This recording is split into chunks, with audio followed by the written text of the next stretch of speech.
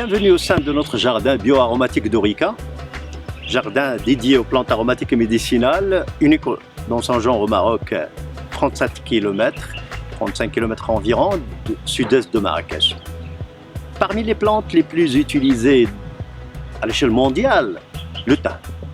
Par contre, il faut distinguer quel thym et pour quel usage. Par exemple, au Maroc, rien qu'au Maroc, on distingue quelques 34 espèces de thym. Je ne parle pas de sous-espèces, de variétés d'espèces. Parmi ces thym-là, nous avons le Satyroides, ce qu'on appelle en français le sathyroïde. C'est un des thym les plus reconnus à l'échelle mondiale dans le domaine, que ce soit l'herboristerie, mais aussi dans le domaine de l'aromathérapie, c'est-à-dire l'usage des huiles essentielles.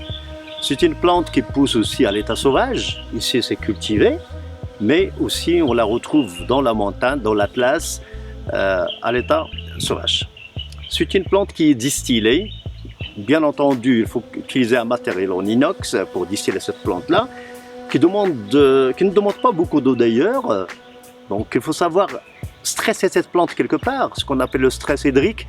Quand on stresse cette plante-là, jusqu'à une certaine limite bien entendu, on va favoriser la fabrication de l'huile essentielle. Il paraît que l'huile essentielle dans la plante, c'est la substance qui va aider à augmenter, à favoriser l'immunité. Donc on parle de l'immunité, la défense immunitaire de la plante, l'huile essentielle. Et c'est pas pour rien que cette plante-là donne une huile essentielle qu'on utilise pour lutter contre un certain nombre de germes. Et c'est ainsi que Nectarum a développé, par exemple, un parfum d'ambiance naturel.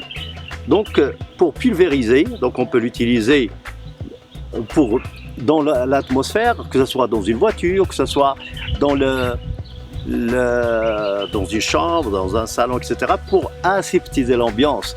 Beaucoup de travaux scientifiques montrent l'intérêt de cette plante-là en tant qu'huile essentielle pour lutter contre un certain nombre de germes, pour l'atmosphère comme je disais, mais aussi c'est utilisé dans différentes substances qu'on peut appliquer sur la peau. Maintenant, il faut faire très attention, pas d'utilisation d'huile essentielle directement par voie orale. Il y a un risque, bien entendu, c'est très agressif.